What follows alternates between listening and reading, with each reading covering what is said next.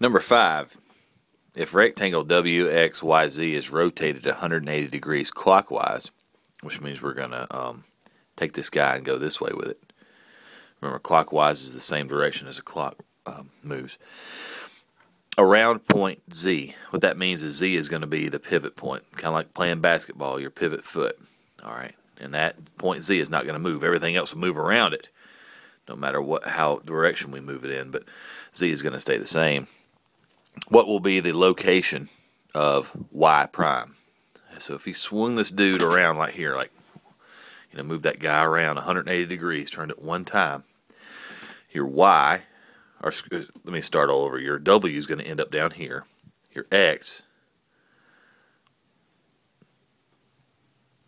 is going to end up down here, and your Y is going to end up here. And what it's asking you is, what are the new coordinate points for that? What are the coordinate points for the Y prime? And once we swung that guy around here, it's going to be -1, -1, and 4.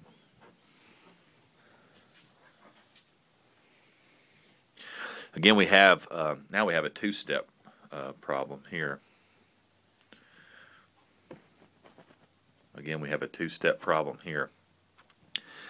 Which figure shows a figure after a reflection across the y-axis? So we're going to flip this guy over here like this. So now that it's going to be facing this way, forgive my bad artwork, and then we're going to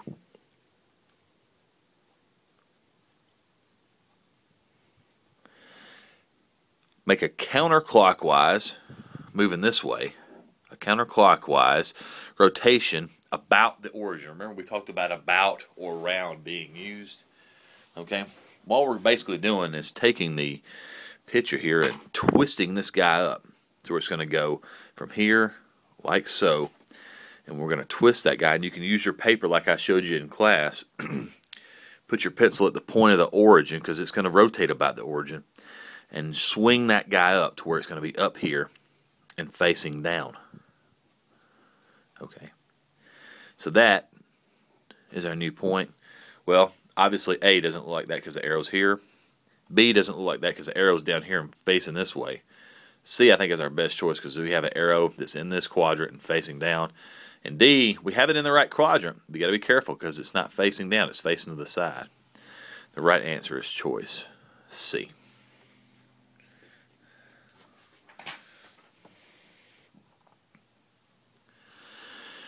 Rectangle MNPQ will be rotated about the origin to form rectangle MNOP. All right, so it's going to be rotated up here. Sorry, counterclockwise here. Okay. Now, triangle MNOP below will be rotated 90 degrees, which is a quarter turn, about the origin, which is right here, to form rectangle MNPQ. Now what I'm going to do, because this one was more difficult and I can't demonstrate it to you with see-through paper on the camera, we are going to do number 7 together in class. So if you have any specific questions about that, we're going to have to do that one in class. Okay. Now moving on to number 8. In this figure, triangle A prime, B prime, C prime, which is right down here, is a transformation of triangle ABC. What type of transformation used or is being used? Well, remember, we're doing dilations, we're doing translations, rotations, and reflections. Well, is this a translation where we just slide something one way or the other? Well, no, that is not the case, okay? Because if we just slid it down here, C would be, and actually, forgive me, this is actually, I believe this is labeled wrong, because A, if this is a reflection, if we're going to reflect it over here, the other A should be right here. But regardless, this guy, you can tell, is being flipped over right here. It's being flipped over just like this. Okay? This guy's going from here to here, even though this guy's labeled wrong. All right, so that's a mistake the book made, so I apologize for that. But basically, this is being transformed. This is being reflected over the x-axis, forming this triangle. So the answer is a reflection.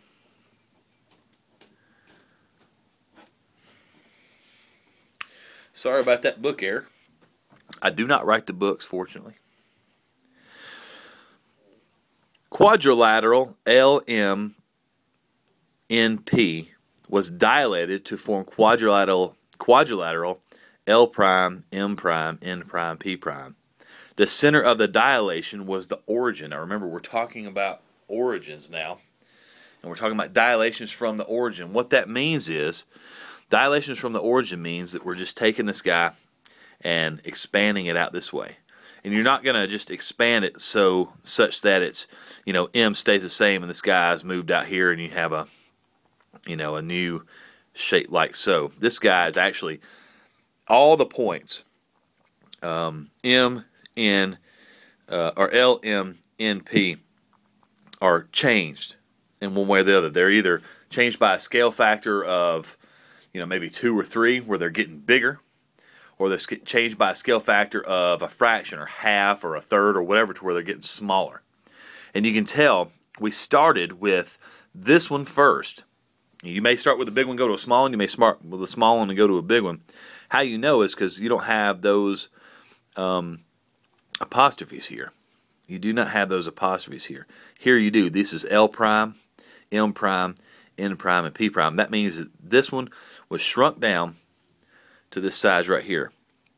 So what the question is asking is, which of the following is not true? So we're looking for the one that's absurd or untrue. Now remember, that means that there are going to be 3 that are true. So don't just look at the ones and see some that are true and say, oh, well, there's the answer. Well, no, that's not going to be the case. Let's start at the bottom with D. Each side of the quadrilateral L prime, M prime, N prime, P prime is half as long as its corresponding side on quadrilateral L, M, N, P. What they're saying is this side is half the size of this side. The corresponding side here is half. Well, this one's 1, 2 units long. This one's 1, 2, 3, 4 units long. That is true, so this is not a good choice. C.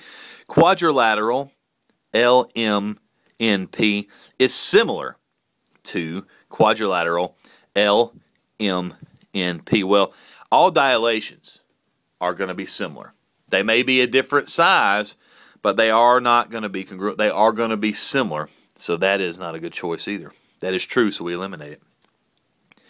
The dilation is a reduction of the original picture. The dilation is a reduction. We're going from here to here. Is a reduction. Reduction means it's getting smaller. If I reduce your pay, that means that your paycheck is going to be smaller next time. Well, that is true because we went from a big one to a small one. Therefore, that is true. We eliminate it. The scale factor used is less than 0. Now, you got to be careful with this one because that may appear to be true because we're going from a large to a small. Well, stand to reason, well, that would be less than 0. Well, no.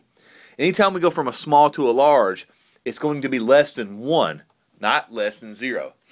You will never have a negative scale factor. You will never have, at least in 7th grade geometry, you will never have a negative scale factor. Okay, so the choice is choice A. Scale factor used is less than 0. That will not be the case. Now remember, this is a dilation about the origin. A dilation about the origin. Remember we talked in class, if you have a dilation of your eyes, they spray that stuff in your eyes so they can dilate your pupils, make them bigger. Okay. Well, sometimes dilations are actually go from big to small. You're dealing with the same shape, the same exact shape, but not necessarily the same size. Okay, and that's what a dilation is. Some dilations are about the origin, which means that all you do, you find the scale factor and you multiply all of the coordinate